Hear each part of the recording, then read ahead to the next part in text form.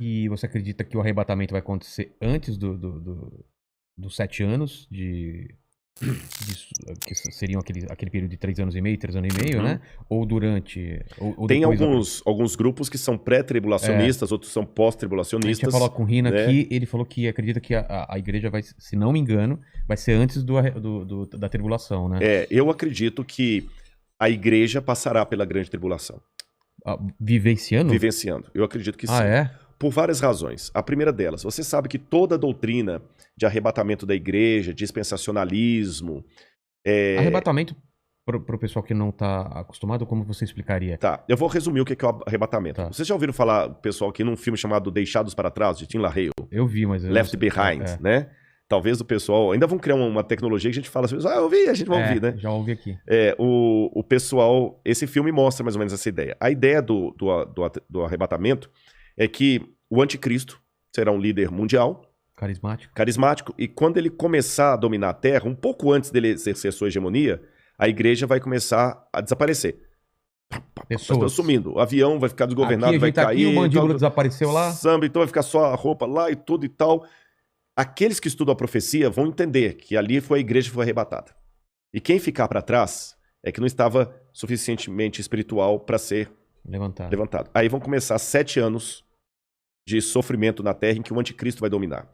E ele vai perseguir aqueles que não estavam tão bem preparados. Muitos judeus nessa época vão se converter. E depois desses 7 anos é que Cristo vem com poder e grande glória com aqueles que foram arrebatados para estabelecer o reino dele de 1000 anos. O milênio. Mas a igreja mesmo não estará nessa tribulação de 7 anos, será tirada antes. Isso é o que diz a doutrina chamada doutrina do arrebatamento secreto ou dispensacionalismo. Eu, Rodrigo, particularmente, eu não sou adepto a essa visão de fim de mundo. Por quais razões? Vou tentar resumir aqui para não ser muito prolixo, que o nosso horário até já está bem avançado. E daqui a pouco eu tenho que pegar a estrada para ir... Caramba! Mas nós já vamos terminando aqui. Essa doutrina do dispensacionalismo, ela só passou a existir, sabe por quê? Houve um padre que ele, dominicano, Francisco Rivera. Esse padre Francisco Rivera, ele via que os protestantes entendiam que o anticristo era o domínio católico sobre a cristandade. Então esse padre, para tirar os olhos do papado, ele criou 2 coisas. Deu uma ênfase a uma ideia preterista, que o anticristo era Nero, e que a volta de Jesus será o seguinte, que o anticristo é alguém que vai surgir ateu no futuro e que a igreja não estaria aqui. Aí, a ideia desse padre passou para um homem chamado Darby, um pregador. Isso eu estou falando já no começo do século XX. Darby começou a pregar aquilo, começou a empolgar, começou a dar mais ênfase, sistematizou tudo isso que eu estou falando. Aí veio, depois de Darby, veio Scofield e criou a Bíblia Anotada de Scofield, que se tornou a Bíblia de todos os protestantes. E na Bíblia de Scofield estava essa doutrina que ele aprendeu de Darby. E depois de Scofield, outros pregadores renomados começaram a propagar a ideia do dispensacionalismo, especialmente o Tim LaHaye, que ficou muito famoso. E isso hoje emplacou, especialmente no mundo evangélico, como sendo a visão de fim de mundo. Só que se você olhar atrás da história do cristianismo, o dispensacionalismo, com o arrebatamento da igreja, 7 anos de tribulação, tudo mais, não fazia parte nem dos ensinos de Lutero, nem de Calvino, nem de Zwinglio, nem de John Wesley, dos metodistas, nem dos cátaros, nem dos albingenses, nem nenhum dos que viveram a história do cristianismo. Dos protestantes. Nem os cátaros, como eu falei, nem os valdenses, nenhum deles ensinaram isso. Nem a Igreja Católica ensinou isso. Se você for recuando mais, nem os pais da igreja ensinaram isso. Então, se fosse uma doutrina verdadeira, a gente tinha que admitir que é uma doutrina que ficou por 2000 anos. Vigente? Não, nem vigente. Inesquecida. Ignorada. Porque em 2000 anos de cristianismo... Você falando dessa visão que foram os romanos... Não, essa visão do anticristo como sendo alguém que vai vir, os 7 anos, a igreja arrebatada antes. Essa visão. 2000 anos, essa visão ficou completamente desconhecida do cristianismo. E veio à tona... Não tem nenhum autor cristão que fala dela. Começou com Francisco Rivera, padre, e depois Darby e E Hal Lindsey também, que vai vir depois de Hal Lindsey com o Tim LaHaye, que vão propagar isso aí. E espalhou no mundo gospel. Mas, biblicamente, eu tenho dificuldade de aceitá-la por algumas razões. Em primeiro lugar, a volta de Jesus na Bíblia é descrita, e quando eu falo eu acredito assim, eu estou falando Lutero, Zwinglio, Calvino, todo esse pessoal aí, né? Ela será com poder e grande glória. Todo olho o verá.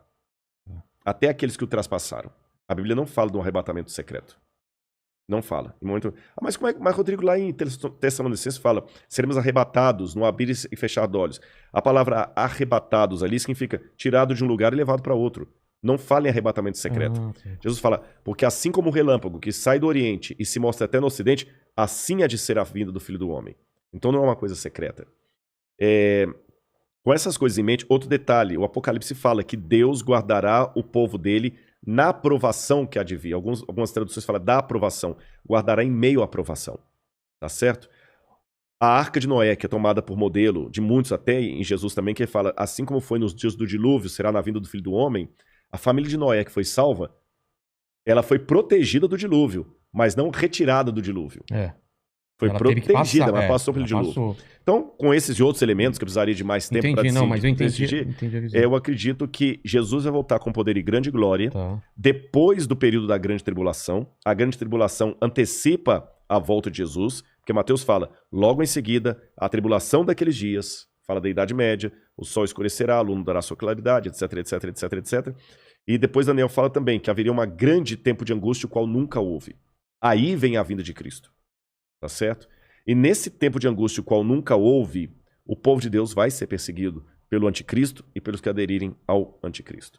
Eu não sei se eu estarei vivo nessa época, mas se eu estiver, eu peço a Deus que eu fique firme ao lado de Deus e você também. Amém. E a volta de Cristo é aquela esperança que acalenta o nosso coração. Está perto. Eu não posso dizer quão perto, mas está próxima. Você diz nossa geração. Nossa geração. Caramba. A única coisa que eu digo, para não ficar marcando data, é só uma atenção, e essa aqui é para quem é crente. Às vezes Deus tem profeticamente o tempo de cumprir uma coisa, mas por causa da rebeldia do povo dele, a promessa se estende e atrasa. Vou dar um exemplo. Quando o povo de Israel saiu do Egito... Era para ficar 40 anos? Não era para ficar 40 anos. Entendi. Então, se você tivesse conversando comigo na época que as pragas estivessem caindo no Egito e estivesse fazendo esse podcast... E aí? Lá em Memphis, e me perguntaram assim, Rodrigo, na sua opinião, a libertação do povo hebreu está próxima? Eu falo assim, olha, pelo que eu estou vendo dos indícios, o rio Nilo se tornando em sangue, os animais morrendo, está muito próxima a libertação do povo de Deus. E de fato estava, tanto é que na Páscoa eles saíram. Só que eles saíram do Egito, mas o Egito não saiu deles. Resultado, ficaram 40 anos morgando no deserto. Então eu te dou a mesma resposta.